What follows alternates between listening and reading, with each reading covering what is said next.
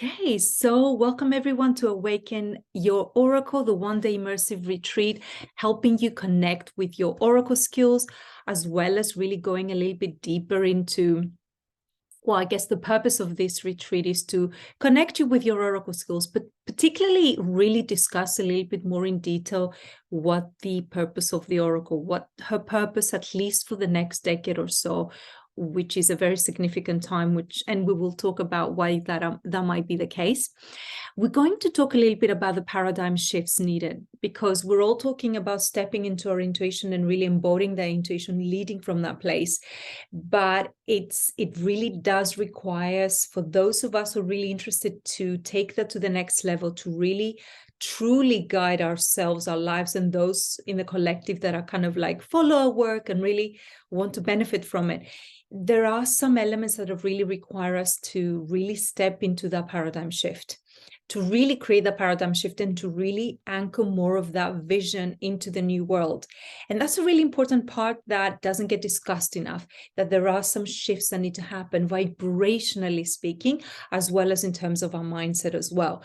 Because stepping into an intuitive life and leading more from that place essentially require us to live from a place of less fear, because we're living more from the heart and we're taking on, it can feel a little bit more like a weighty role, if you like, especially if you consider yourself in some sort of leadership. You're leading through your work and through your message, and really helping pave the path towards kind of the new world that we're all creating. So the first thing I want to share about this is that it can feel a bit lonely. It can feel lonely, and we haven't always had the map.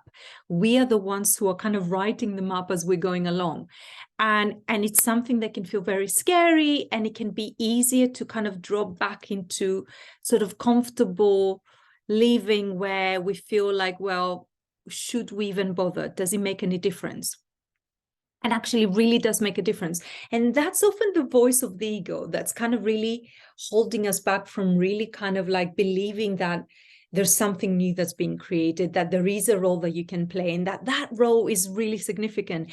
It can feel so easy to sort of convince yourself that it's none of this means anything, or that, well, you just do the same thing that you've been doing. But actually, one of the things that people need to understand is that the role of the oracle is essentially one that he or she's being asked to constantly clear fear mindset, heal himself or herself a lot more, really work through the wounds and really kind of work through the limiting beliefs, and keep on choosing to step into a reality that is a lot more aligned with the reality for herself. So essentially, the Psychic Soul Oracle Guide is the higher self avatar. She is that sort of voice that speaks energy. It's the voice of the universe, and it's the soul of the universe. And she's guiding from the higher self perspective. So it's connected to divine wisdom and the channeling from the divine, but it's essentially the voice of a higher self. She knows the way a lot better than we do. And a connection to her higher self and her wisdom and her knowledge is really essentially tapped into the soul energy and to the wisdom and the knowledge of the soul that sort of precedes you for thousands of years in the majority of the time. So she's essentially the voice, but also she's the one who becomes the bridge and the bringing the hidden wisdom and hidden knowledge into the seen world. And that's why it can feel a little bit of a dubious kind of path for many people, and it can feel like, well, I'm not seeing anything there, what's going on, but actually the guide of the Psychic Soul Oracle, she's a lot more tuned in to the pulse of what's really going on, to the essence of things, to the heart and the soul of things. And she is constantly open to the cues. Maybe not constantly, she has to switch it off as well, but she's always tuned in as to finding ways forward that maybe are not seen with a visible eye. And that's why the clearing of the fears, healing oneself and the wounds are so essential, because, you know, those things can end up becoming roadblocks and can end up kind of in a way getting the ego to overtake and to really kind of get kind of going, the ego's kind of in a way agenda can come in the way. So that's the kind of thing we want to be aware of, and we want to kind of not be won over by, because the soul's intuition and the soul's guidance is the one that really moves things forward. So I have like 9 points. It's kind of almost like a manifesto, if you like, that the Psychic Soul Oracle Guide essentially embodies more, and that become those kind of points of the manifesto, almost like become a little bit of like those kind of like milestones in the map, if you like, that really is sort of helping bring the knowledge that she holds into from the hidden into the known world, so that it can really help humanity evolve. So there's a few things, there's some kind of like milestones that can be really important and kind of in a way paradigm shifts that will really help the process and the path of the Psychic Soul Guide to really live out her truth, to really step into and to really help her embody her power as well. Yeah, because the world can really witness us and really take on board what we're saying when we feel powerful and we feel honest and open enough to share what we have, and do it with an energy of conviction, and doing it in a way that, again, as I said, doesn't let our fears take over. Yeah. So let me just put some water. I had a really nice I had a big meal today, and I've been drinking a lot of water as a consequence, so bear with me. Also, there's a lot to say, so.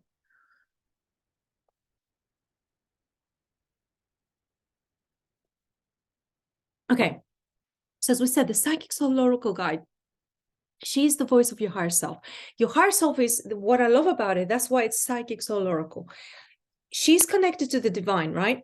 But she's not like, you know, she's still channeling soul energy too, her own soul energy. A lot of kind of psychic energy can be coming from our guides, can be from galactic guides, from angelic guides. It can come through source energy as well. The Psychic Soul Oracle Guide, she's connected very much to her own soul energy and the energy of her higher self as well. So there is a portal to divine knowledge and divine wisdom that comes through her, but she's very much rooted to her soul energy as well. And that's an important thing to clarify, particularly about the tuition that I do. I do a certification training, which is going to be starting again on the 22nd of March, and I'm going to tell you all about it as well. But the psychic development I actually basically teach is the one helping connect people with the intuition of the Psychic Soul Oracle, the particular higher self as well, and the images of the higher self. Now, I want to make a distinction here, because I know a lot of people want to know where does the Psychic Soul Oracle kind of fit in relation to, say, the work of like light workers, right? So we have all the light workers doing really important work. So with light workers, you can have shadow workers, you can have healers, angelic healers, Reiki healers, you can have therapists, you can have teachers and guides of all sorts. The Psychic Soul Oracle, she's a seer. Now, it doesn't mean that she doesn't have other skills. She can be a healer, she can be a therapist, she can be an amazing teacher as well.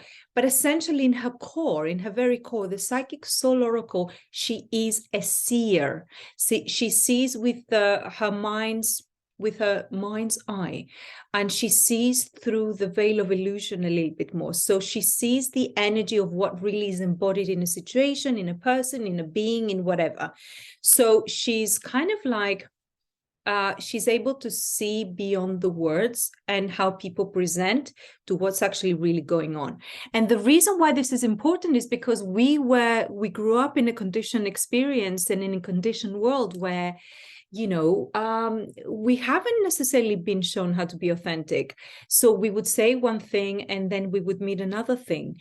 And that was always very confusing for me as a young woman, especially as a young girl growing up.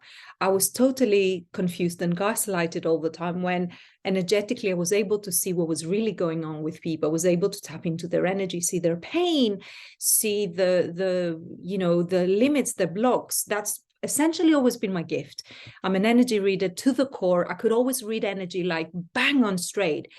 But then when you're surrounded by people who are so conditioned and so fear-based, right? And live in a way that, in a way, has to mask their authentic self and kind of put on a brave face as well, you know? So it's not necessarily it's a bad thing, but a brave face had to be put on to and say that we're okay, or this is happening. And seeing that there was one thing they would say and another thing that their energy was showing, that was super confusing for me.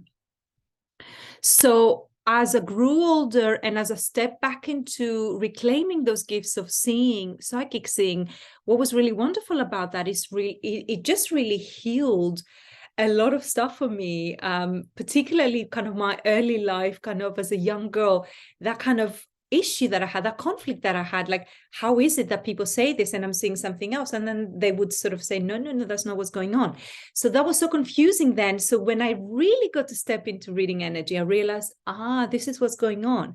They don't often, a lot of the times, they didn't even know they were lying to themselves. It's just that it was conditioned experience was really always kind of somehow found this way of taking over from what was really going on energetically.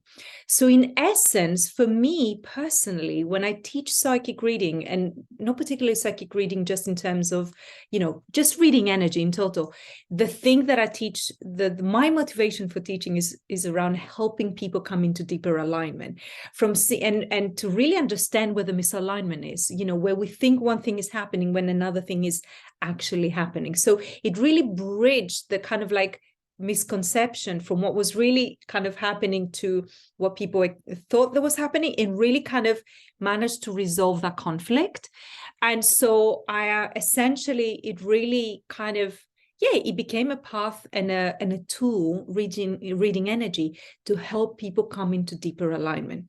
Of course, prediction is a very big, is an inevitable aspect of it, because when you read energy, and energy, obviously, you know, time is an illusion, right? So past, present, and future is available to us when we tap into energy. An element of prediction will be inevitable. However, that never really was my primary kind of personal interest. So when I talk a lot about reading energy, and I think, as I'll talk a little bit more about the role of the Psychic Soul Oracle, it was always about alignment and how it can really help resolve those inner conflicts that are going on in our dynamic and within our own psyche, okay? So let's talk a little bit about the role of Psychic Oracle Guide. Like, we talk about her being the bridge between the hidden knowledge and hidden world, and really essentially bringing it out into the physical world, right? So people can really use it as a tool to understand, to grow, and evolve as well. Now, let's talk a little bit about the reality of this. And this is why so many incredible women and men who are massively intuitively are really kind of like, not really fully claiming it as a gift that it is, right? We talk a lot about it. A lot of people say, well, it's either a gift or it's something that's very innate. I think it's both.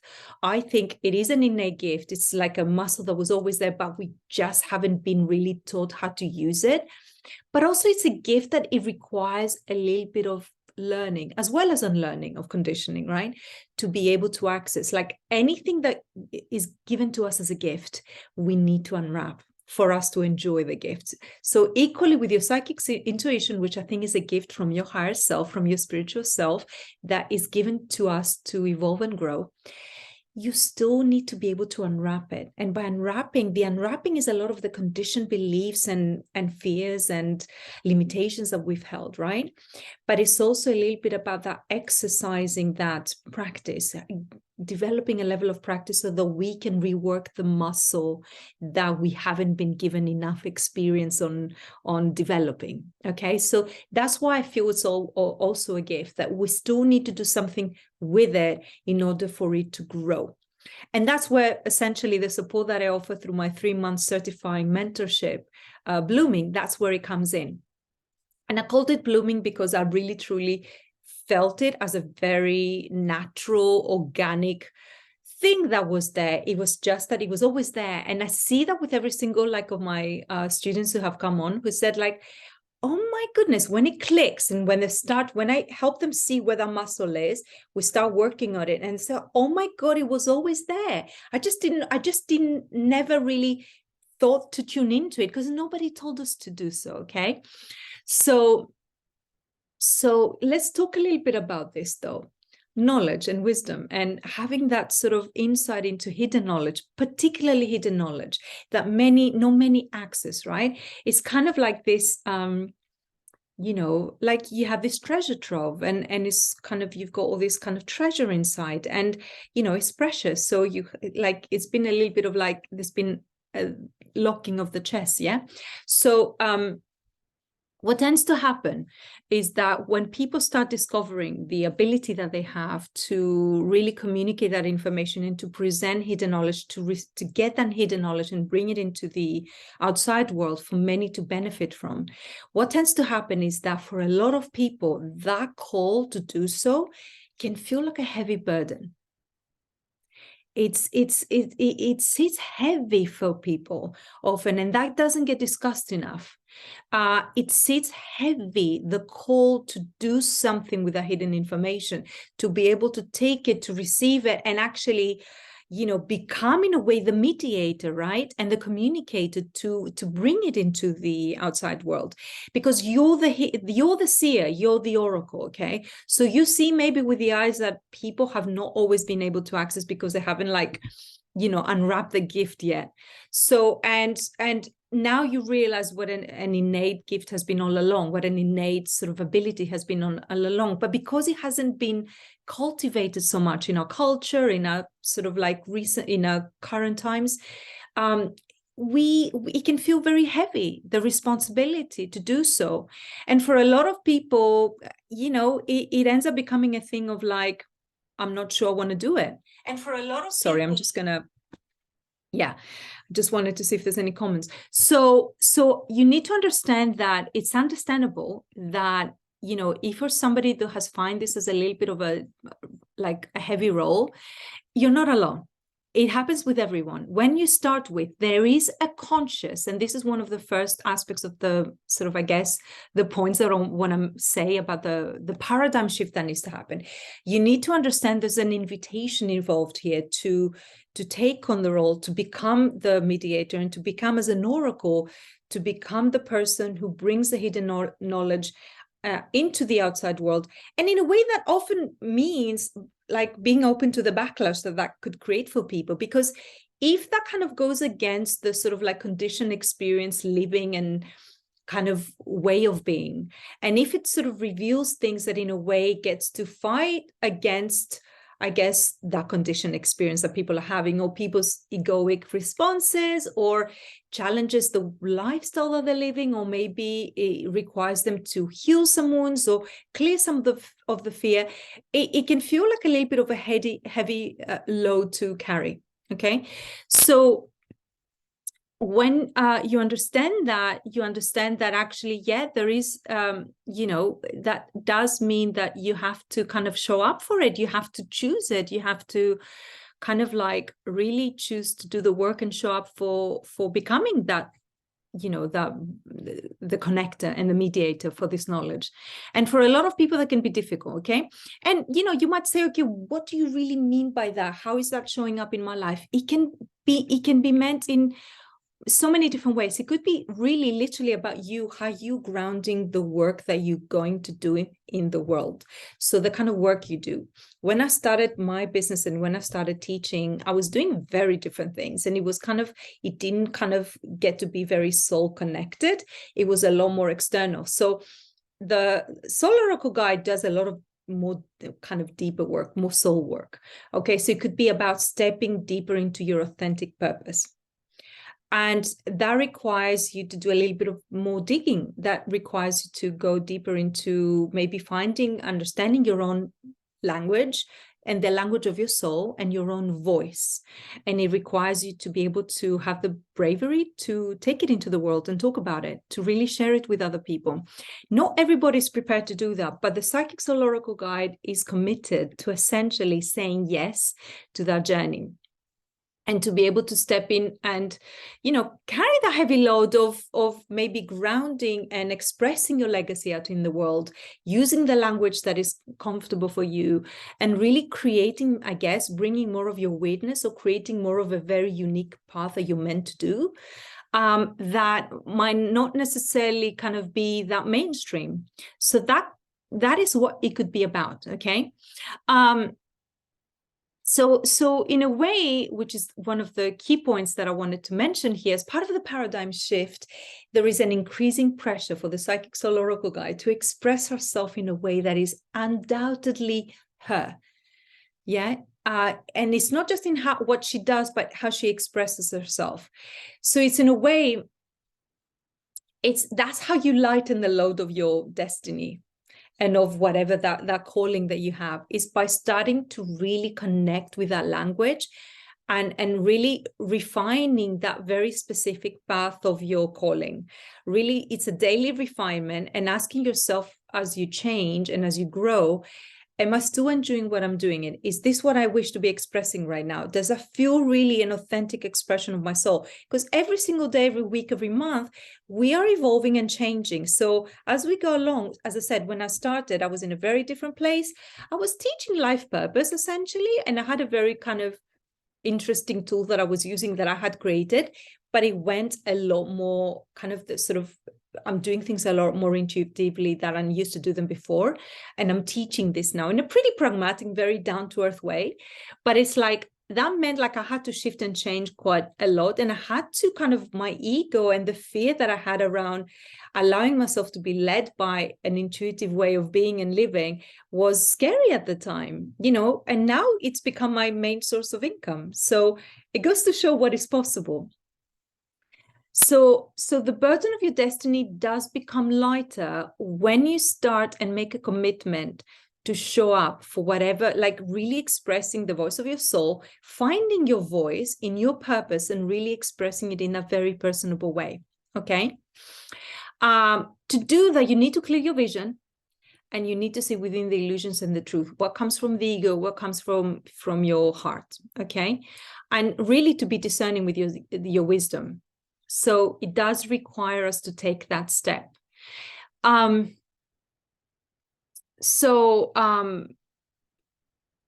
you do that, and this is the next step, the next thing that I need to talk about, the paradigm shift. And this is something that doesn't get talked about enough. When it comes to kind of locking ourselves into a purpose, when we find ourselves, yeah, this is what I really want to be talking about, you know, one of my clients recently, she's moving away from her chiropractic practice to being an intuitive guide and to being a soul oracle guide, so that she takes people. She started her new course, and she's having people, she's guiding them through meditation. She's a great psychic soul oracle guide. So she's actually done the certification with me. She's a fantastic energy reader. And the people she has done work with, they've been amazed to see what she was able to tap into, the kind of information she got. So she's making that shift, you know, and when I make that shift and when I see other women making that shift, it can feel quite a big deal, you know, when you make that shift to kind of when you redefine your purpose and when it feels like it's shifting direction a bit. So it's very important to, to be able to kind of keep on revisioning. So you have the vision, but guys, one thing that we need to remember is that we need to keep on revisioning the vision. So 6 months down the line, you need to tune in with yourself. Am I still on the right track? Is this still the way I need to be going in my life, in my work, in my relationships? Because that covers everything. You know, the Psychic Soul Oracle Guide essentially has a commitment to her own alignment, to her own truth. So is my work being expressed right now in the right way? You know, I see a lot of coaches are saying, I don't know quite why I'm not growing right now. I don't know why I'm not getting quite the clients I need. And it's but have you tuned in to see that you're still aligned? First of all, do you desire it? Do you still want to be working in this way? Does it still feel joyful for you? And does it feel like it excites you in the same way that it used to? And are there any things that need to be tweaked there? So you need to keep on revisioning and being energetically honest with yourself and radically honest with yourself when you notice there's some shifts that you need to readjust on. And so doing it once, having a vision and a mission that you've kind of envisaged once, it's not enough. We need to keep on revisioning what it is we're desiring to bring into the world. in our own personal lives, in our relationships? Are they still in alignment? Do we still need the same things? Are we still working in the same direction? And really, so that we can anchor the right things in the right environments with the right people who are there to receive the right things from us. So that does require us to be uncomfortable, when that means being uncomfortable, and being honest with ourselves when something doesn't feel quite aligned anymore. So yes, so keep revisioning and refining that vision, and don't be afraid to notice. When you notice it, don't be afraid. Don't turn a blind eye when something has been outgrown or changed. If something has changed, we have a responsibility to take notes of that. You know, we know the scenario when people stay in relationships way longer after, you know, they had ended, yet we were unable to kind of, for whatever reason, we just haven't done so, you know, we haven't put it to an end. That can hold us back. The same with like staying in a work environment that is not serving us anymore, where we're not growing or we're not being respected, whatever. So we need to keep on the vision alive and keep on realigning with it and showing up with it. Yeah. So what does that mean, however, which is the other point of the paradigm shift, which is so hugely important? What that means is that we need to be really sure of who we are. We need to be sure of ourselves. We need to go within, look at our stuff, look at ourselves. We need to keep on healing those wounds.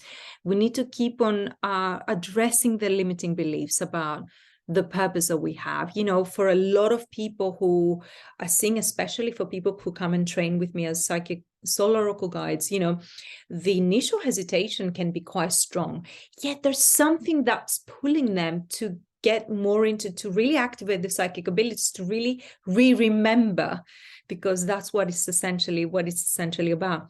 There's something that keeps on pulling them. And when they cross a threshold, and when they lean into trusting and moving away from the fears to really do this, to really step into this and get into this training environment where we really develop this deep level of trust with one another, where they get a ton of practice and where we work on our mindset and do all the inner work around it, it's amazing to see what shifts and how much easier it becomes to then embrace it rather than to keep on rejecting it and turn it into some kind of shadow. You know, so it's this thing that we need to become sure of who we are. We need to forgive ourselves for the things that we need to forgive ourselves, especially when it comes to, you know, releasing outdated things, people, situation, work environments, careers, lifestyles, right? Especially when, you know, we know that our growth is going to have a knock-on effect on people that are kind of like, don't want to grow with us, or don't want to, you know, they might be even like very triggered by the path that we choose. Yeah. So we need to remove outdated beliefs, but we also need to release our demons and to get free of our baggage. Okay. So clearing our fears, really understanding, sitting down with our demons, having a really good conversation. What tends to happen when we do this work is that it clears the way that allow us not only to be a stronger beacon for others, but to be really warmed and guided by our own light too, to really like drop into this deeper level of self-trust, and to really kind of just in a way be our own mentors, our own guides as well, to really lean into that light that we hold for other people as well as for ourselves. Yeah. And just know that every time you release a demon, and I mean demon as in like that inner kind of shadowy, unexplored shadow of ours, or, you know, something like a trauma that has happened that we kind of sit with and heal and work with. Every time we release our fears, our limitations, we are embracing, and we are kind of in a way strengthening the light within us, and we become a lot more of in alignment with the stuff, with our higher self, and with the stuff that we're moving towards, and we are a much stronger light for a lot of other people who are coming to us for that support as well. So this is a really important thing. So we need to create strength and trust around who we are. Okay. Now, here's the thing. that's one of the things that I feel like I would really personally like to see moving away from. I think the last decade that we kind of like that we've been in, I think one of the things that I've seen a lot of is like, especially for women, we do all these emotional gymnastics to adjust to others, especially to others' limitations. So rather than us holding our space, holding, like really kind of stopping our energetic leaks and really holding our power in our own energy body, we do all those emotional gymnastics to adjust to other people, to accommodate other people who we might feel might not have quite the strength we have, or the resilience, or the emotional like ability and compassion, or I don't know, empathy, to really show up in a way that we might be able to. So what we do is, instead of really self-sourcing and really bringing that energy back to us, we energetically leak it to other people, thinking that no, I can do it, I can be there for them in that way. And we become this like pretzel energetically, where we just twist ourselves to accommodate other people because they cannot do it. They cannot like do the growing that they need to and meet us where they need to meet us. That I really would love to not see happening as much. And I really believe that that's one of the shifts that needs to happen, the paradigm shifts. I think the collective will benefit a lot more by learning to be in our power compassionately and with empathy with other people. But there's a more powerful way to be light bringers in our communities, with our clients, with our partners, with our family members, by really kind of holding space for others to grow without us doing all this emotional pretzel gymnastics, where we accommodate and we become the step ladder for them to step on us so that they can grow. We can't keep on doing that. That's codependent relating, and that's energetic leaking. And that's really a fear to step into our own power and to really draw and self-source back to ourselves. So what we don't understand is that when we actually do that, what happens is that we are just depriving people from really learning to become resilient and strong in themselves, and guiding them to do the necessary work, even if that means not choosing it, because they might not choosing. Yeah. So we need to let people, like, we need to drop the balls that we're holding for other people. And it might sound very weird or less, that it's lacking empathy, but it doesn't. So we need to learn to bring the energy back to ourselves. Yeah. You cannot walk somebody else's path, your partners, your moms, your dads, your colleagues, your clients. I see that a lot with the women who are starting in the being guides and mentors and coaches in the beginning stages, where they overwork for their clients, where they bend over backwards, when actually it's just a little, because it requires a little bit more refinement and a shift in the dynamic to really understand that you just need to hold space for people. You don't need to do that work. That's not down to you. That's down to them. So we can only show the way to people, but we cannot do the work for them. So stop being so accommodating and really being able to bring that energy back to you, hold space and live by example. That's what people benefit a lot more of. Yeah. So let the cookie crumble when it needs to crumble.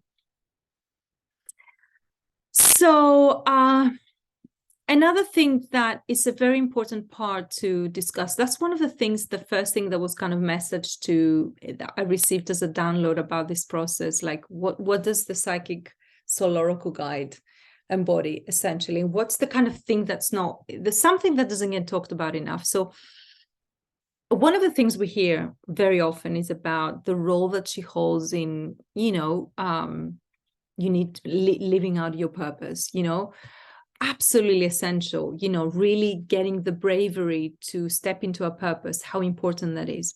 That's absolutely important, but there's a difference. There's something else that doesn't really get talked about in relation to how we do that.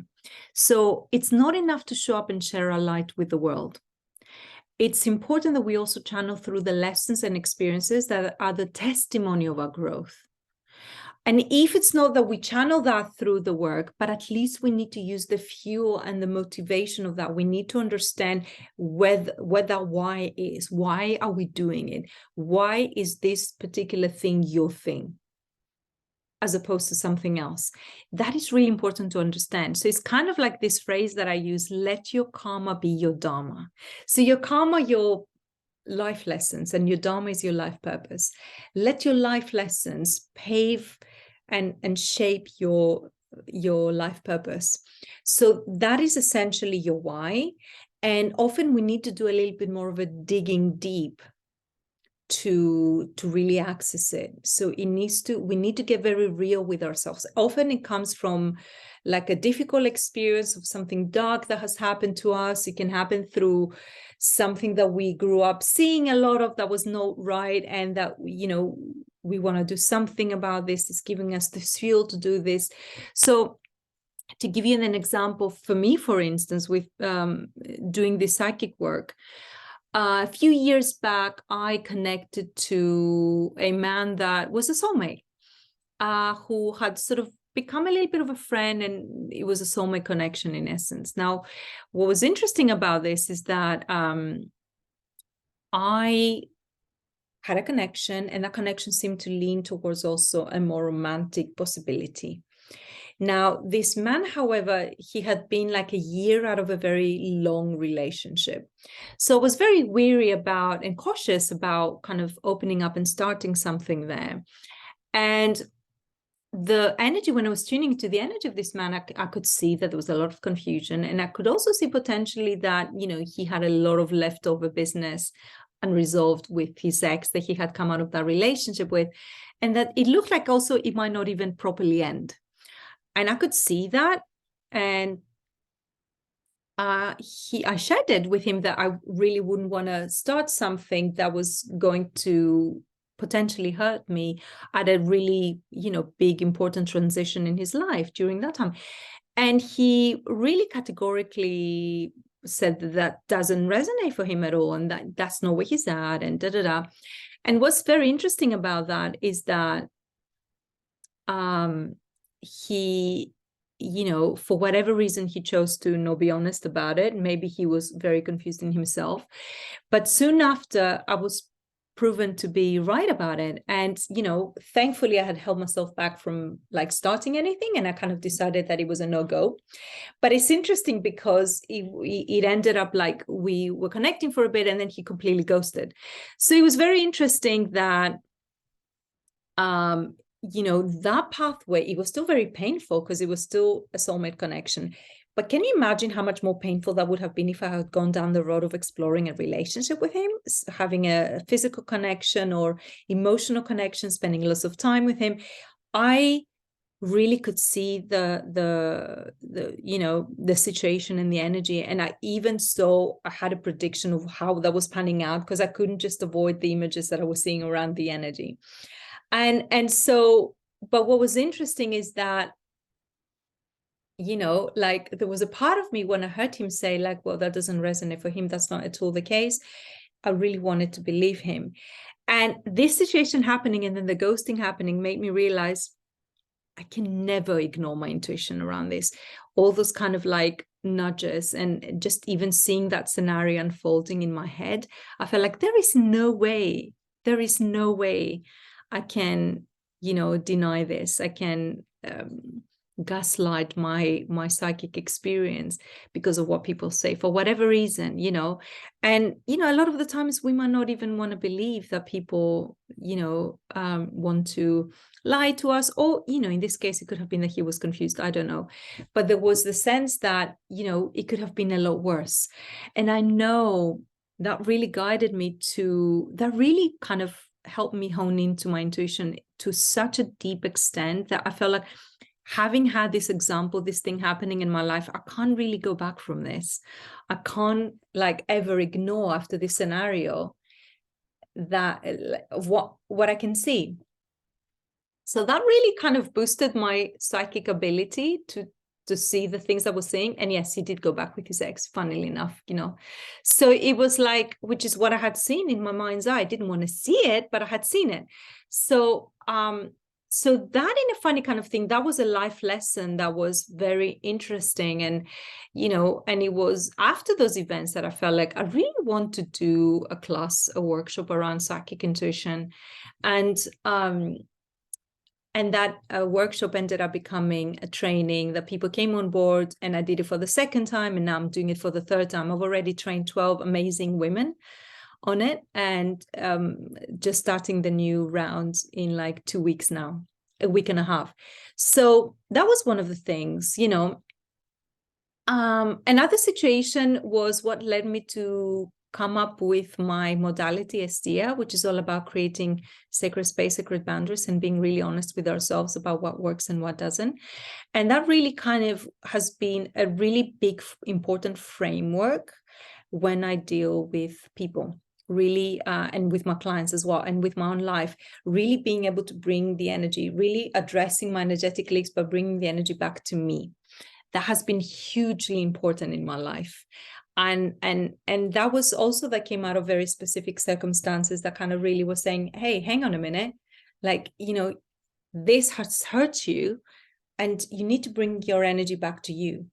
So I guess I'm sharing this to say is that following the thread of your life lessons, they can sometimes show you the way as to the elements that you need to ground into your work, and really bring those refined elements that are going to make it like your signature work, that they're going to bring it to life.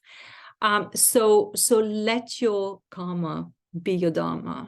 Let it sort of bring into life your life purpose, and those specific details that are going to be very unique to you and the people you are meant to serve. So in a way, as I said, you know, psychic development alone to me is not the motivation, but teaching a skill that will help other people discern from what's, you know, a lie and what's truth, and using that lesson as my own why and the fire that fuels my work is really important to me. Do you see what I mean? So when you're connected to a very strong why, people can feel that, and that's really kind of, it's a really big motivator, and that becomes a really big rooting and grounding into your work and to your mission in the years to come. And when that shifts and changes, you shift and change with that as well. It's also fine to do that, but you can be guided by your own life and the circumstances you've experienced in a way that's really powerful, and in a way you kind of recycle those experiences and you filter them through to the details of how you're meant to show up in the world, yeah, and to the mission that you hold in the world too. So yeah, I just found that that's a very interesting thing. And in a way, by doing so, essentially, you know, and this is the thing to say, people need to feel the weightiness of your heart behind what you do now more than ever. And the reason why I say now more than ever is because we have so many people doing so many wonderful things, yeah, and we say, okay, follow your joy, do what you love, but you know, people need to feel your heart behind what you do. And often you might be connected to what you're doing, what you're meant to be doing, your soul purpose, if you like, but maybe they're not feeling quite your heart because your heart is experiencing a lot of fear, or it has some wounding that it needs to work through, or whatever that is. That's why we need to be committed to doing the work around it. But people really know if they can feel your heart behind what you do or not. That is essentially what purpose is. You know, people know if something is surface level or not. And we need to dig deeper than that. We need to allow ourselves to connect in a deeper way with our work, with our relationships. There needs to be a deeper level to it, a deeper aspect to it. So this brings me to talk about the other aspect of you know, the paradigm shifts that need to happen that we're talking about. Our relationships are really important, and the people that we align ourselves with, you know, they're really important. They play an important part in our lives. Are they aligned, those relationships? Do they add value? Are they aligned connections? Are they purposeful connections? Are they elevated connections that essentially we can keep our vibration rising and we can keep growing, refining, aligning? Are these people, are we surrounding ourselves with people that we can do that with? that is something to reflect on. And if not, and it doesn't mean that we need to change the connections we're in necessarily, but it's about learning to find a way to connect with those that will help expand our horizons, keep on bringing us into deeper alignment, and help it come into deeper alignment with our own vision, our mission, our values, and the higher self that we're tapping into. And really kind of, as I said, the value that they add in our lives and that we add in theirs, it's just so gratifying, and it's just so much more expansive than relationships that don't have the higher value. So that also includes experiencing more unions with aligned souls, partnerships, friendships, and really learning to disconnect from those who are not serving us anymore when necessary, especially where toxic, where they're not celebrating us, or we're not able to celebrate them for whatever reason. And that requires us to be honest, create sacred space, and put the sacred boundaries when we need to. So creating wholesome partnerships that give and add value to your sacred space is so important. Like, you can really like find yourself blossom so fast when you're surrounded by those who really kind of resonate with your energy and vibe, and that don't look to sabotage what you're creating. It's a very powerful space, yeah? So very, very important to add that. And another point, we're soon coming to an end with this, by the way. We're doing good.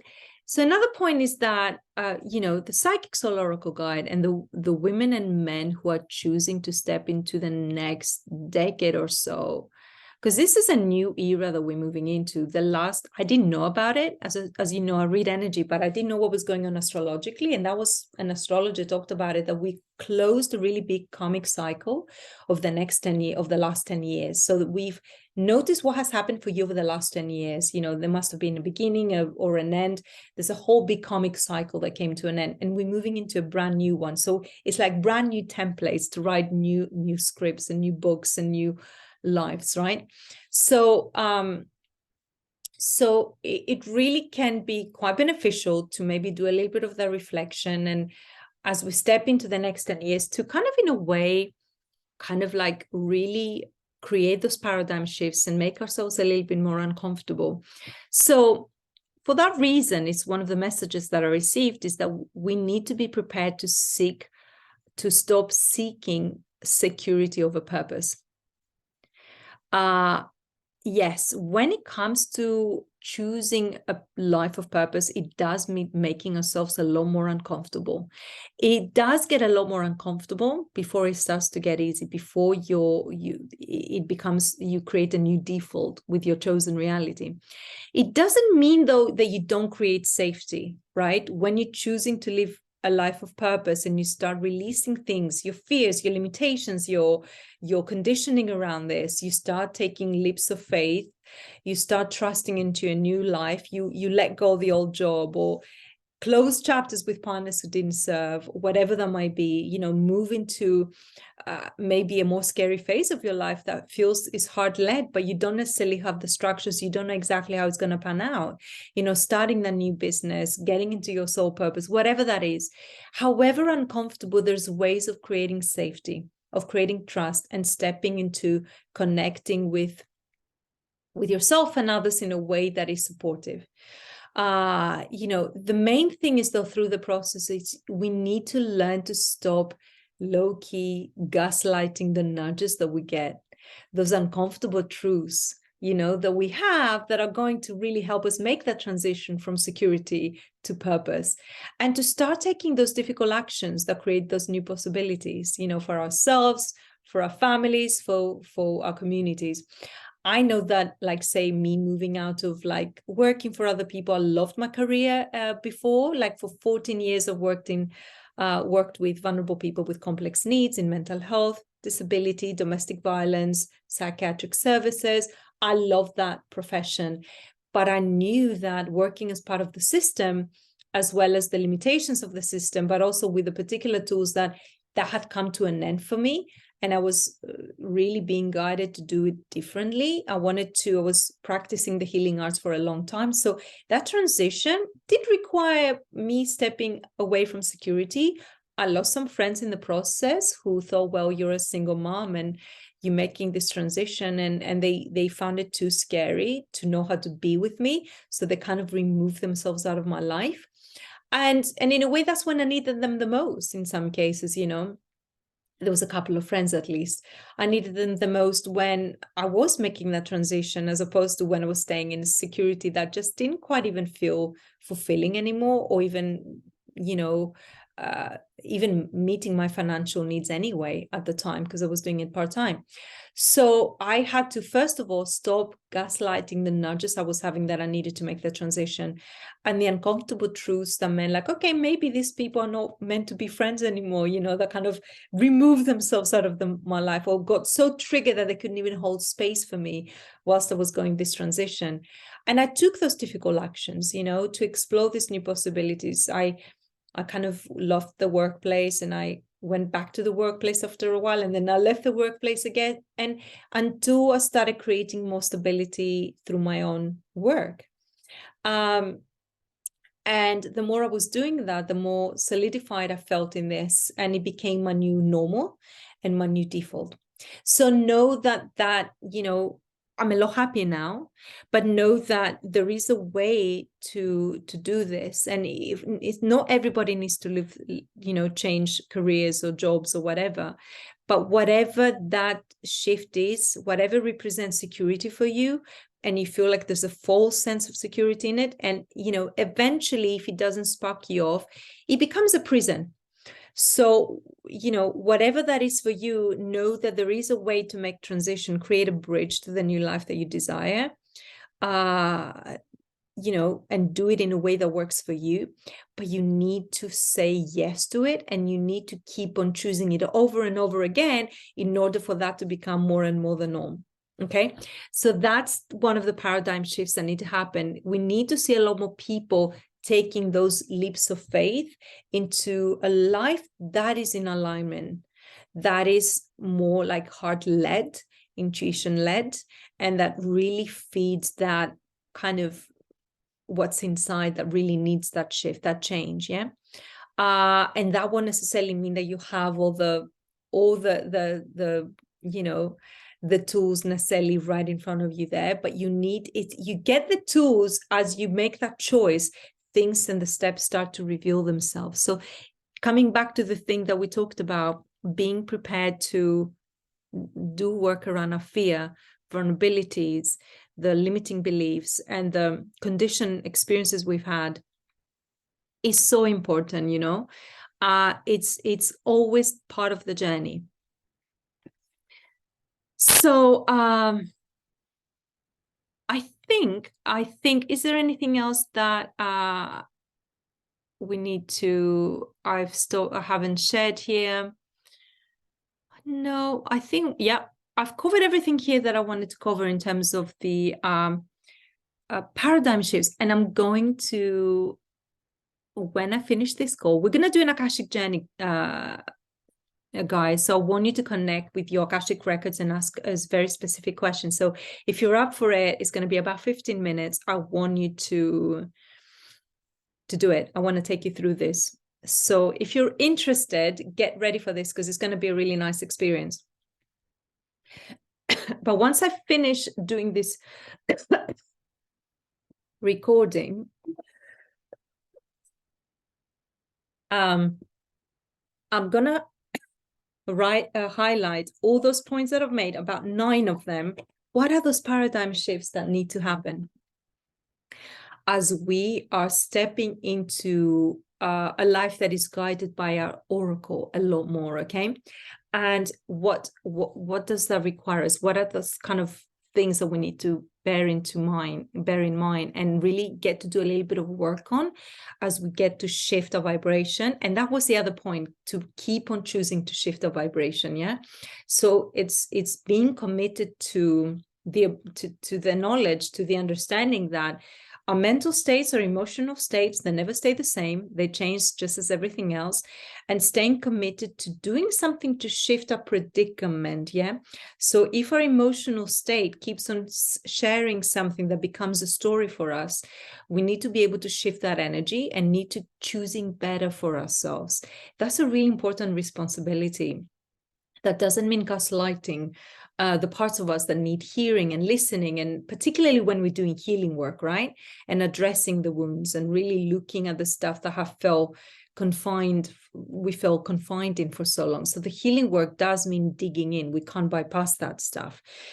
But I'm not talking so much about the healing bit here. I'm talking about when we know that our energy gets dragged down too much, like, that's why I always say, like, it's really help if you're doing any self-development work, make sure that one of the things that you do is healing related, releasing energy, shifting energy, because it's the fastest way to transmute your energy, by working directly on it. There's some really beautiful energetic tools. I'm trading a bunch of them.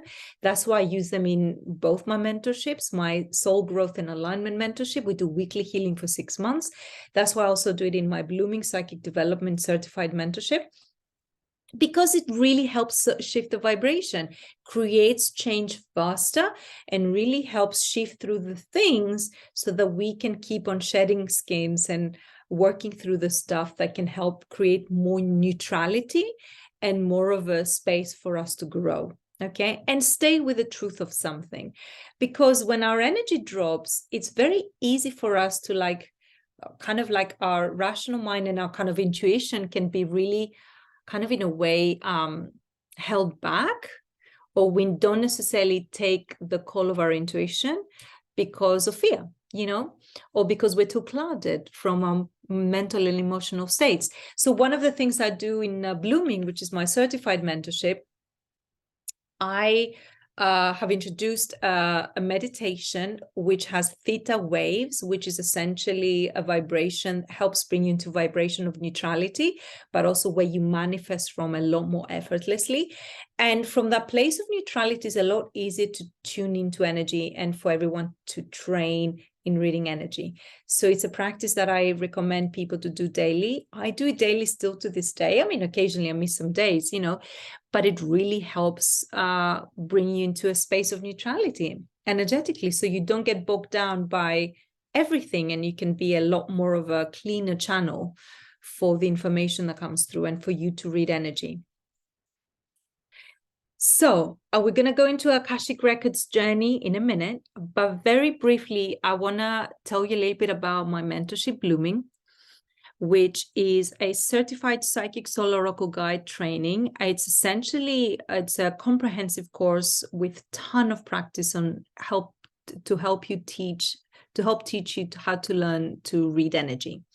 So it's basically 12 weeks of practice and guidance, support and teaching and lessons, where with video tutorials, live tutorials, and you get an accountability buddy, so you always have somebody to practice with, where you get to dive into the fundamentals of reading energy. We learn to read energy of people we know, people we don't know, of situations, of events, of businesses, of inanimate objects, even of our own home, of our pets, of everything you can imagine. And it's about learning the skill of and the language of energy, and how that communicates a lot more the deeper truth of what's going on for people. And I found that that's an incredibly powerful tool. As I said, I use it personally more for alignment than I do for prediction. So for instance, you can tap into the energy of a person and see that they've been putting energy towards something, and I wonder why it's not growing. And when you tap into the energy, you can see a number of reasons. It could be a health issue. It could be that, they've just lost the joy, but they're not able to connect with the fact. And sometimes we're just a bit too close to ourselves to really see something for why that something is going on. So people realize, but when they hear it from you and they say, oh my gosh, that makes so much sense, it's so true, but I wasn't able to really see it or really kind of own it. But the moment they hear it, they get it. You might be able to, from what you see, the information you get, you really help people heal, you help bring people into alignment, you help really understand it on a deeper level what's going on. I did some medical intuition, very interestingly enough, without having any experience of medical intuition, simply by reading energy. I saw some heavy metals on a person's energy body, and I talked to her about it. And I talked to her about I got information about a particular juice she had to drink that was going to help. And I gave her some information, and I saw, once you start this process, you're going to start also losing weight. And she was like, Samaya, that's crazy, because I have a ton of heavy metals. I've been putting on a lot of weight because apparently the fat has been really protecting me against the damage of the heavy metals. And when she researched the juice elements that I've given her, apparently she said this is really good for heavy metals. I didn't know any of that stuff. It was just through reading energy, where you get guided and you get the information. And we're talking about getting the visuals. So everybody who comes on this course learns to read energy clairvoyantly. Yeah. And I promise you, I haven't taught anybody who hasn't been able to see. Once they clock into the skill and to the muscle that they need to use, and we do a lot of practice, it gets the process going. And I haven't seen anybody who's not able to do it. As I said, this is not a gift that the few possess. This is a skill that everybody has that they didn't know how to use. So the amount of information has been incredible. But the most joyful thing about this process is like that I've personally loved to see students connect with is that it's that awakening from understanding, oh my gosh, this was there with me all along. You have this secret language, which is language of energy, for some reason that we just haven't been taught in schools, and we should have. In fact, I want to start teaching at schools. I want to find a way to teach kids this, to create that bridge again.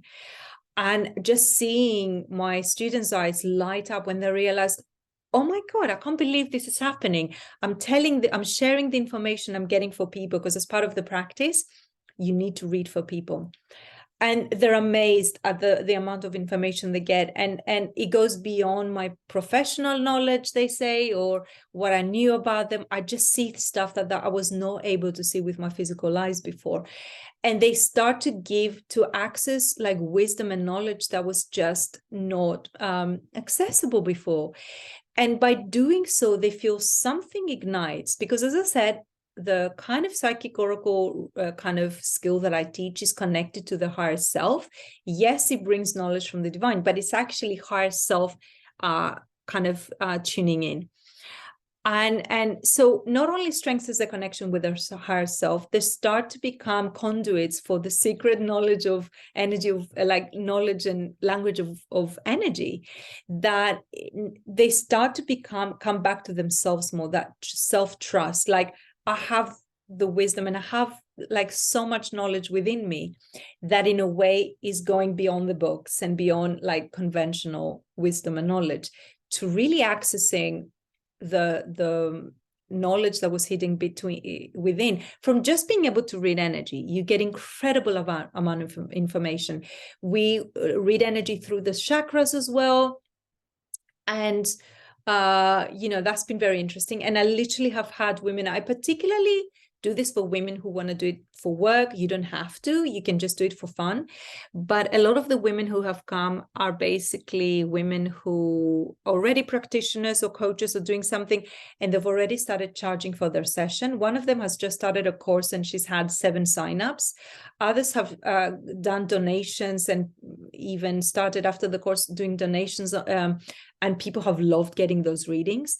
So this stuff works, but it's not just, as I said, about doing readings. You can incorporate it to understand your family better, your clients better. You can tap into the energy and get clues that they wouldn't even know how to even give you, because there's when you read energy, the language of energy is a lot more like poetic, and it comes with symbols and images, and you see whole scenarios reenacting themselves in front of you, and it tells you a story. It's like watching a movie, and that in itself is like a really beautiful thing. And so it has become a bridge for people within the hidden like world to the more visible world.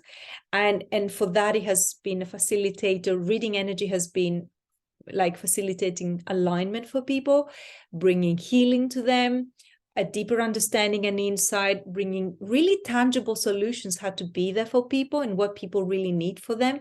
It has been great for women who maybe their children or people they work with, they have limited capability to communicate, or they have learning disabilities as well. There's so much that you can do with the skill of reading energy. And the certification is there to really help you like really ground with confidence in the skill. But also, as I said, you know, you do get to do weekly practice. So you really kind of like, it really clicks that this is not your imagination. This is you really tapping into that psychic insight, into reading energy. Because imagination is something that's kind of created within, that is actually not really necessarily giving us those insights. But the psychic intuition is something very different to imagination. It's not imagination. This is kind of like really telling us a truth and giving us an insight about a situation. So it's a lot more factual, if you like. And just seeing that trust developing for the people who come on board, who are doing the practice and the work, and then doing those readings, or really, you know, in a way, even if for those who don't want to do readings, it does end up becoming, if you keep on working on that practicing the muscle, it becomes more of a part of your ecosystem. So whatever it is you do, you're a writer, you're a, you know, like a coach, you're working in a job with people, whatever it is, you're a creative, this will be a tool that you can use in different ways, you know. On a very everyday level, you can use it to tap into the energy of what people need in your life, you know, and how can you come into deeper alignment with them, or whatever, you know. What does my son want to eat when I'm creating menu for the week, you know, what he might enjoy eating, is it good to go this way or that way?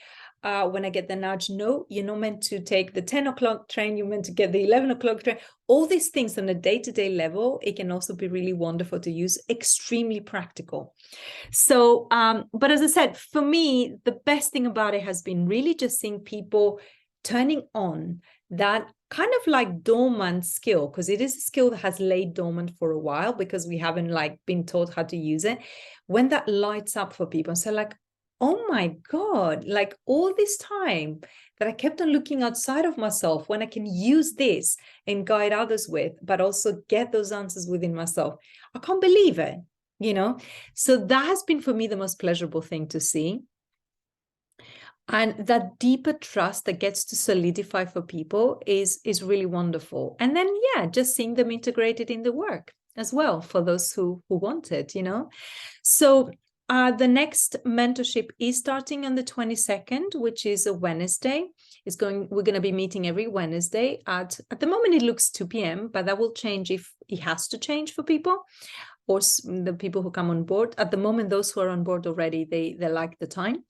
And we're going to be meeting up over Zoom every single week on a Wednesday.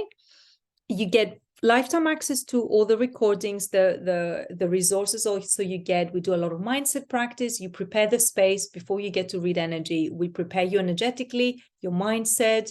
We do some healing work around using your intuitive abilities, opening them up, as well as some old contracts, removing old contracts where you might have like made in a past life or whatever around using your intuitive abilities, or having fear around it. So we clear some of those contracts that maybe are outdated, we don't need anymore. And yeah, and you have lifetime access to it. Now, it is a certified course. The price next time I'll be running it will be going up. So this is the last opportunity to come up at an incredible price, which is £695 as an early bird. Is going up at £888 a few days before the course starts. And then it'll be at over £1,000 the course will be going. So as I said, it's very comprehensive, in depth, and you really get to practice on a very in-depth level. So you don't get to doubt your ability to tap into reading energy. We read through photographs, through people in person, through people by telling you their name. We set the stage. Obviously, you learn all of that before we get to do the reading. I'm very excited. So if you feel this might be calling you, I'd love to hear from you. Send me a message if you want. I'd be very happy to share with you the link. I'll be sharing it also below this video, the link to sign up to it. And yeah, if you have also any questions, feel free to ask me. I'd be very happy to respond. Yes, and what's very interesting, the women who I saw who come to do this course, this certified training, I found them being able to really kind of step into a space of alignment a lot quicker. Some of them have come up to my other course, which is my Soul Growth and Alignment Academy, which is called Estia, and is for women in business. And they get things moving a lot quicker, and things are kind of because they're a lot quicker to come into alignment through doing blooming. I find it very interesting. So and if there's a calling there, just feel free to give me a shout. I'll be really happy to share more with you if you have any questions. So I would like to actually now take you through an Akashic Records journey. If that's okay with you, I would love to. I don't know if you've done a shamanic journey before, but this is where you get to ask a question you get to access your Akashic Records and open your Akashic Records book, and you get to ask a question and tune into the energy. You receive information that is a response to a question. And you're going to be able to do it now if you want. If not, you can leave the call and you can revisit the video in this group, in my Facebook group, Divinely Aligned Collective, is going to be there for up until Wednesday. But after that, I'm going to take it down. For those who signed up to the challenge, you'll be able to access it for a lot longer on the video that you'll see. That I'll send you as a link in my newsletter. But yeah, if you don't want to be part of it, it's going to take around 15-20 minutes. You can leave the call or you can revisit the replay. Yeah. But let me just see here. Yes. So we're just going to do the shamanic journey. Just for anybody new who joined, we're going to do shamanic journey, which is connecting with your Akashic Records. So first of all, before we go there, I want you to take a moment to close your eyes, just to tune into yourself. One question that is the most prominent question for you to know now.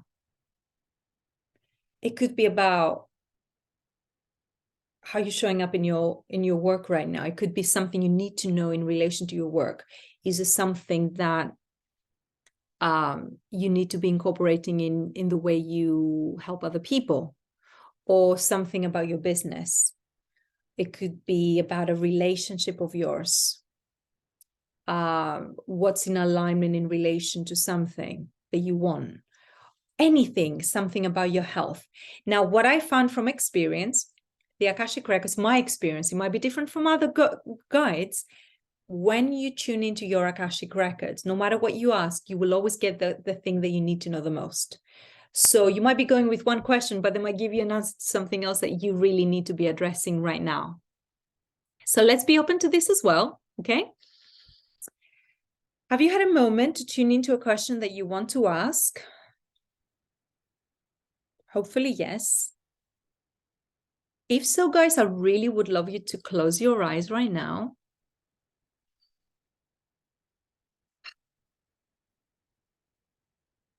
And just let your energy drop into your seat. And just let your energy arrive. I know your mind is probably overactive processing all that I've been sharing. That's okay. Just let it relax. Let the dust settle. And maybe calling your name 3 times, your given name, so that your energy comes back to you right now.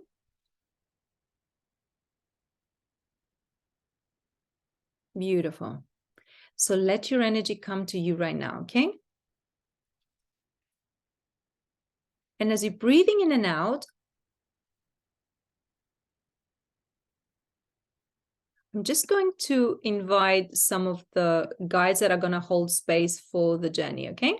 And I want you also to invite your guides, even if you haven't, if you don't know who your guides might be, it doesn't matter. They know you, they are there, they will be present, and we're going to hold space. And there's a circle, and the guides that are coming in they're bringing in this swirly energy from your crown. There's going to be this beautiful golden energy. And what they're going to do is to really realign your chakras a bit. So you might feel a bit woozy for a minute. They're going to clear your energy and get to prepare your energy a bit for the journey. So take a deep breath in. Deep breath out. And this beautiful golden energy comes through your crown, all the way down through your chakras, down to your feet. It's going to whack your energies out of place just so that they can realign for a minute.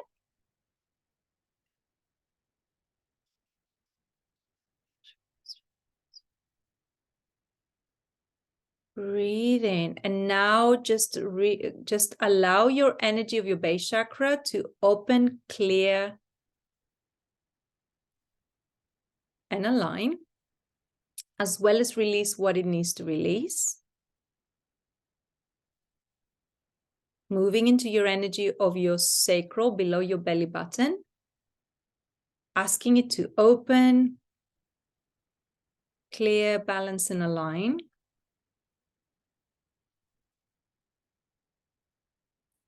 Beautiful. Moving into your solar plexus. Letting your solar plexus open, clear, balance, and align. Beautiful. You're doing a great job. Moving that energy and your awareness into your heart space. Letting your heart chakra open, clear, balance, and align. Lovely. Moving into your throat, letting it open, clear, balance, and align.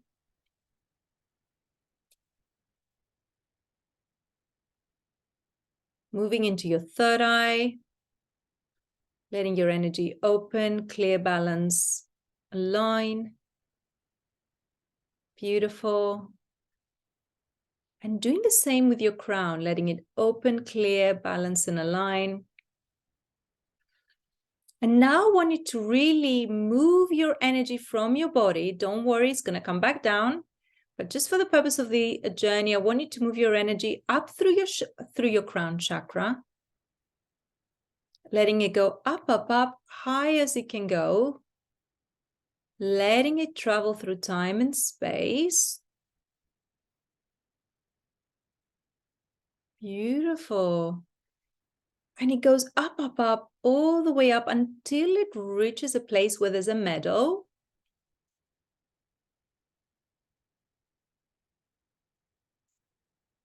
And I want you to just land there in the space where there's a meadow and just take a good look around in the meadow.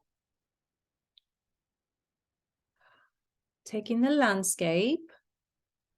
And if you start walking a little bit towards the back, wherever you're being guided, there's going to be a spirit guide or a creature, an animal that is there to take you even higher up. So you'll see them in the distance. So I want you to approach them. They're waiting for you.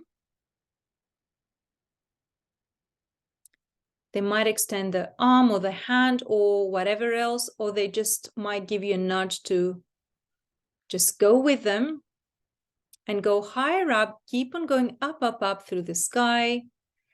You're moving into higher dimension.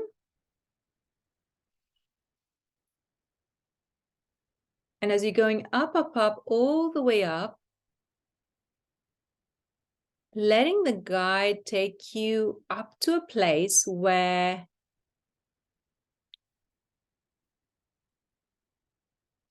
It's the right dimension to stop at.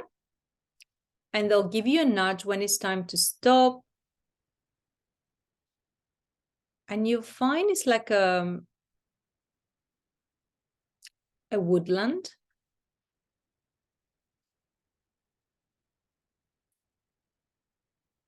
And I want you to walk further inside the woodland space, the landscape. And you'll find a set of steps somewhere. Out of the blue, there's a set of steps. And I want you to go up the set of steps slowly and gradually. As you go higher on the steps, the vibration heightens and your consciousness expands because you're moving into the space where your Akashic records are, which is a really highly sacred space.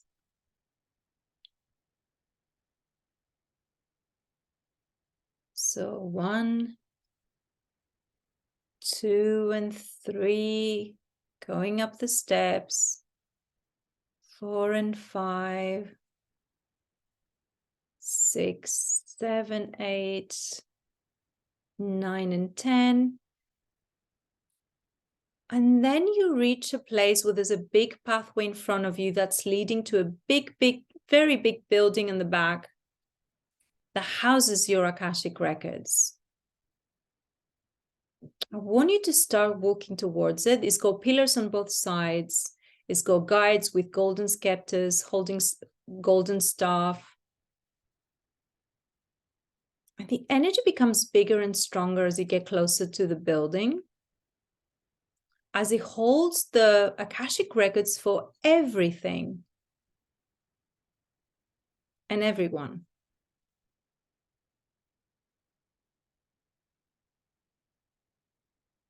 So as you're approaching the building and the guides acknowledge you and you acknowledge them, you're being asked to enter the space with the highest of respect, the deepest of intention,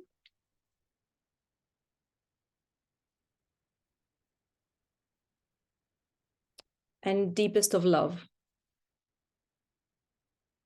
Now, I want you to set the intention as you're going inside the building now. You'll see a really beautiful big space with got very pristine energy. It's a very sacred space. And there's a big corridor with a red carpet. In that hallway, you see a lot of rooms on each side, both sides. And you'll keep on going all the way down the corridor until you get a nudge as to which room is your room with your Akashic records. So I want you to keep on walking because you'll know it will either light up or there's a guide outside each of the rooms. They will step to nudge that it's for you. Just know that you can't miss it. You will know which one is your room. And as you go towards it, I want you to get clear on at least one of the questions you want to be asking. What's most prominent for you to know in your life right now? So I want you to ask this question. What's the most prominent thing for me to know right now? What's the most important thing to know? For my highest good, for my evolution and growth.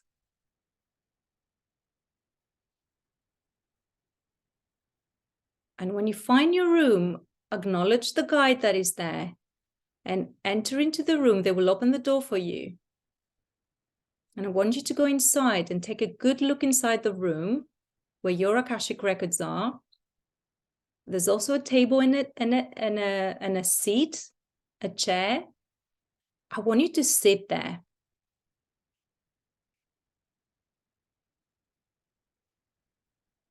And take a moment to feel the energy. What do you feel being in that space? Let your rational mind to the side for a minute and just feel into the energy.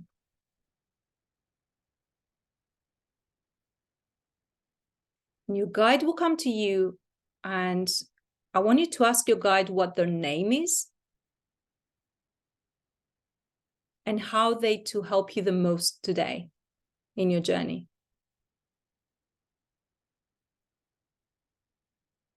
And don't worry if you don't get the name, you can always revisit.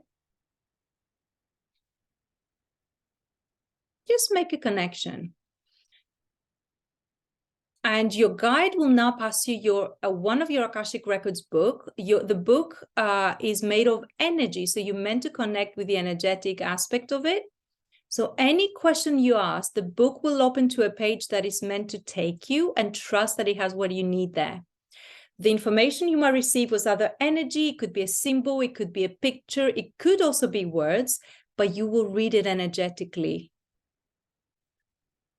So I want you to ask a question. Start with any question that you would like to know.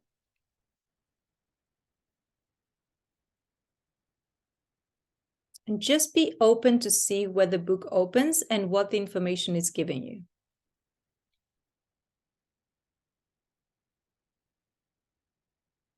Don't overthink it. Let the answer come to you. Don't go to it.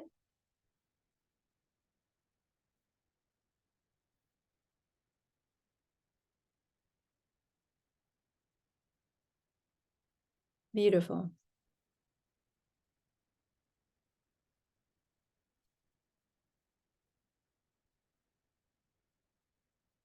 When you receive your answer, either in the form of the energy that you read, the message, a symbol, you can keep on asking questions on the first question. If something is not clear, you can say, what does this mean? As many times as you need to get to the bottom of something. The records are there to help you.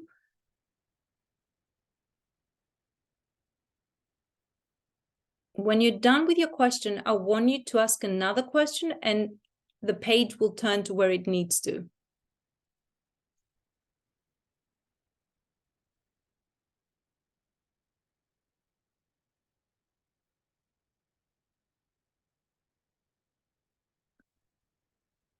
Deep breath.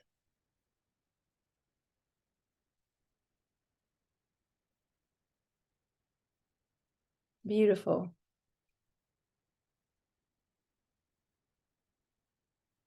I also want to make sure you ask the question,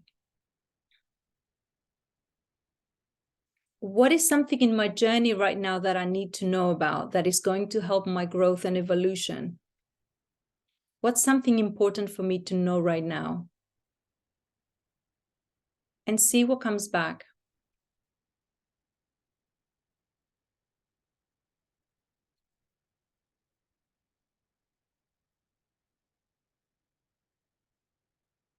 Trust the information and the energy. What is it trying to tell you? If not clear, ask again, what does this mean?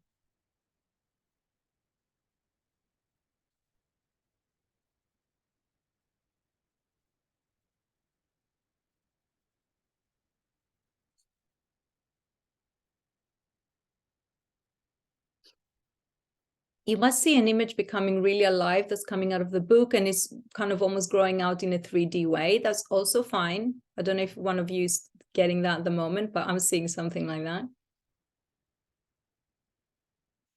I want you to also ask a question when you're ready. What is one thing about myself and my purpose that I need to know right now?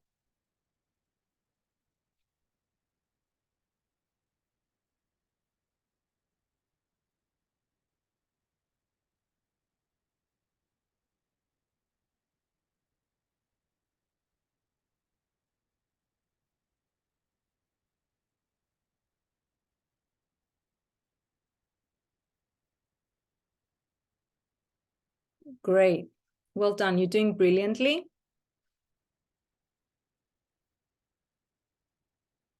And take a moment to take in anything you're receiving. And don't worry if you're not sure about the information. That's also fine. It's just really here to acquaintance yourself with your records. It's just the first journey. You can redo it.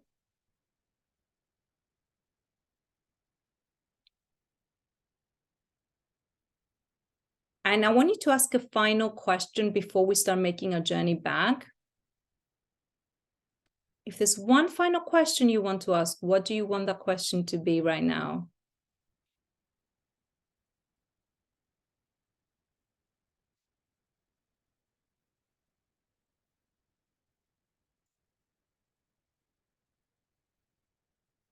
Beautiful.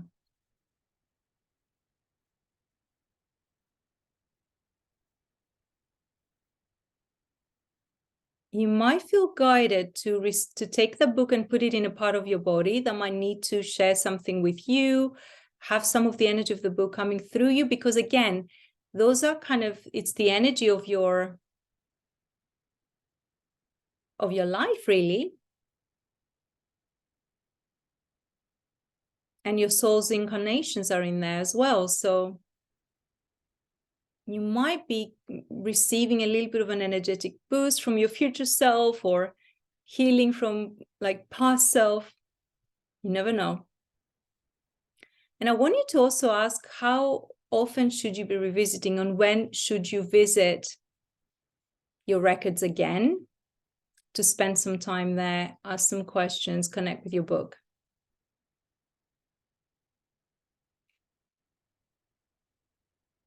Do you get a nudge for something? Just make a note of that.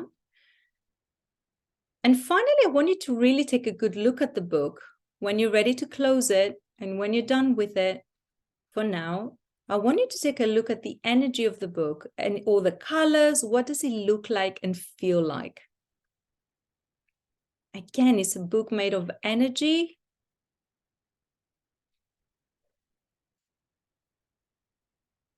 It's got a lot of high vibration there.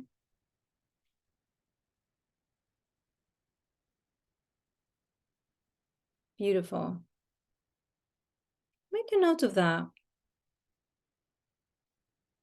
So I want you to give the book back to the guide.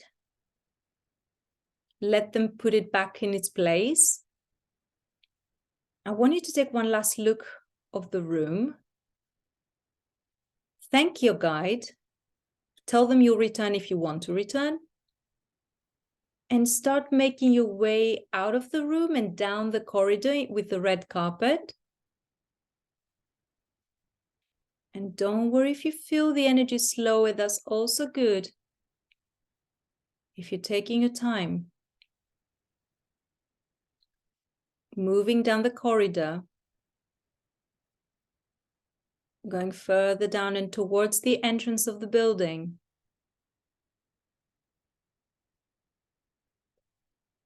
All the guides acknowledging you in the process, and then the guides holding the staff in the entrance of the building as well. Thanking them too. And then walking down the steps of outside the building and down to the pathway that's going to get you towards the staircase where you came up. And below you have the guide down the stairways. You've got the guide who's going to take you further down. So going down the steps, 10, 9, 8, 7, 6, 5, 4, 3, 2, 1. Great. And now you have your guide, or the animal that brought you there is going to take you all the way back down to the meadow where you came from. Really traveling all the way down with them, like really your energy is being pushed back down through the space, the clouds, all the colors, planets and stars, with incredible speed, moving down and landing back into the meadow where you first arrived, saying goodbye to the guide that brought you down, and then traveling all the way down again.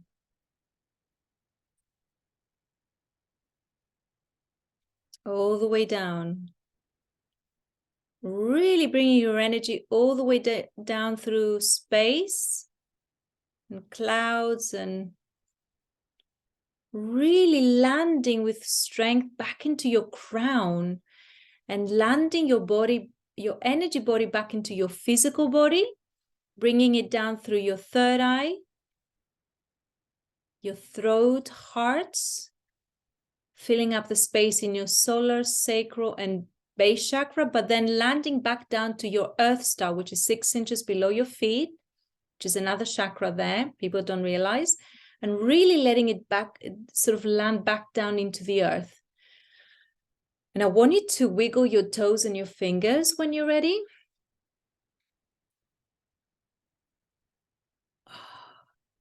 And just open up your eyes when you're ready.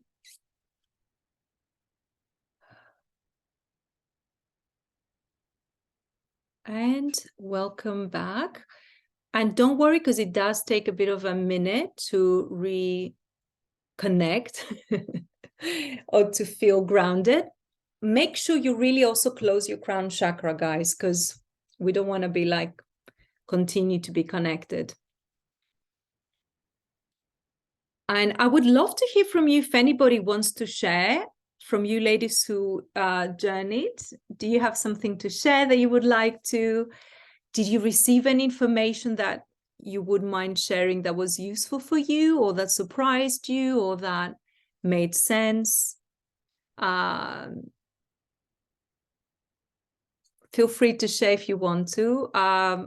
Either those who are watching live or those on the replay, I would love to know. But also take the time you need to ground, because that's important.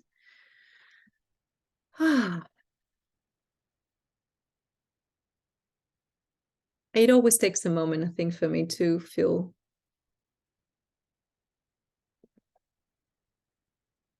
I'm landing back, but hopefully you feel well enough.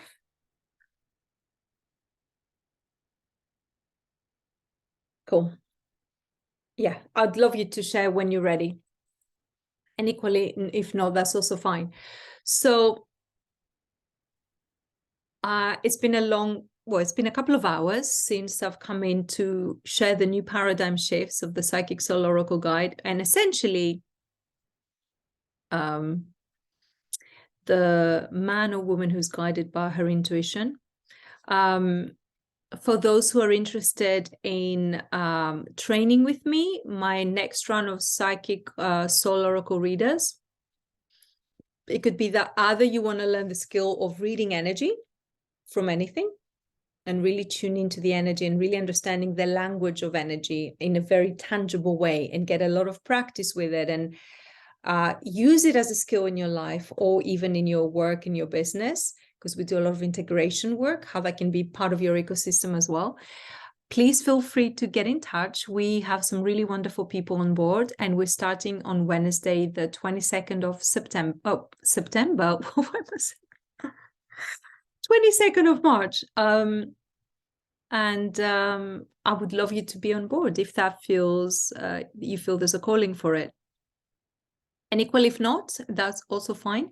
Just feel free to ask any questions if you have. The main thing that I would love you to take from this today is, well, you'll take what you need from it, but just I would love that there's space to understand that kind of tapping into, kind of allowing ourselves to be led by our intuition, it does require to create some paradigm shifts, and it does require us to do some consistent work with our conditioned experience, limitations and beliefs, some healing work, forgiveness work, and alignment work, and choose a sort of purpose of a security, really choose aligned connections, really find a way to use a voice and express it in the world in a way that really matters to us, that feels very personable. And in a way, really kind of find our own voice. And that is a consistent thing. So just as we get a sense of the vision, we need to keep on revisioning the vision.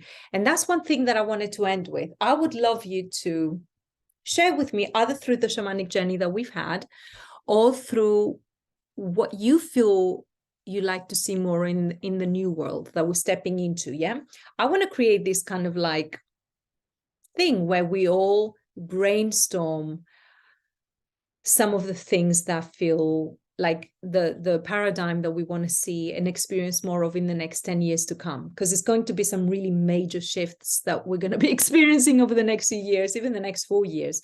So I want you to sort of share, what is it you want to see more of? Because I want to see a lot more freedom. And I don't mean freedom in terms of, you know,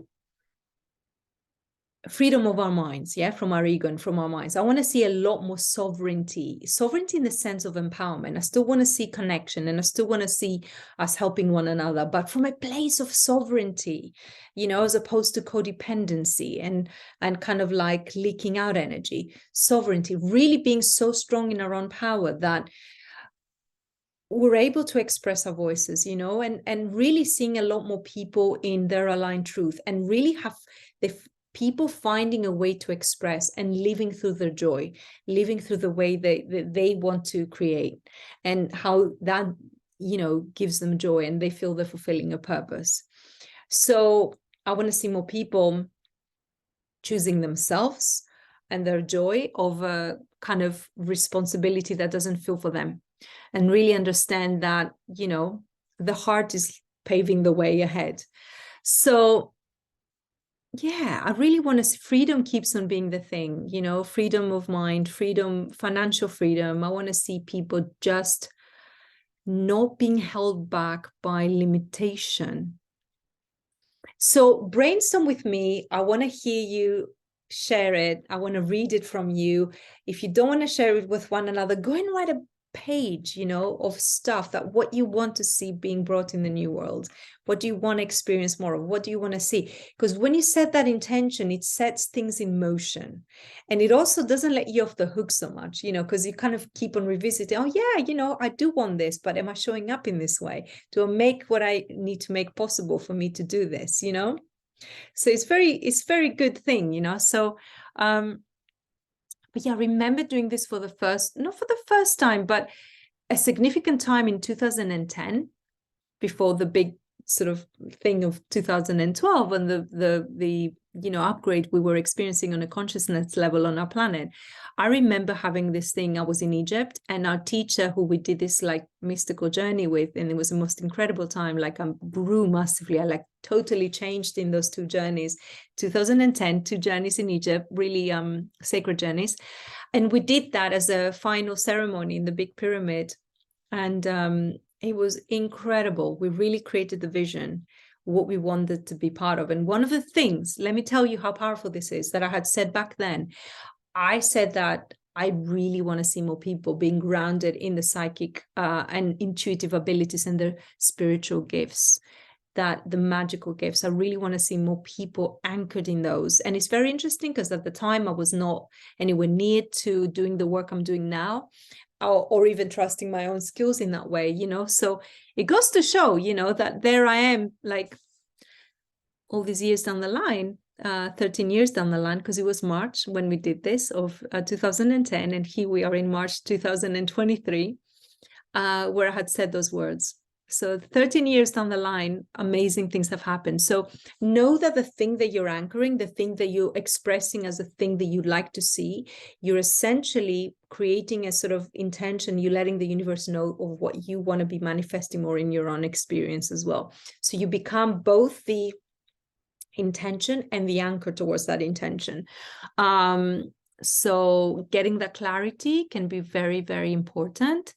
And it's like a co-creative experience, you know. You're not doing it alone. The universe also has your back.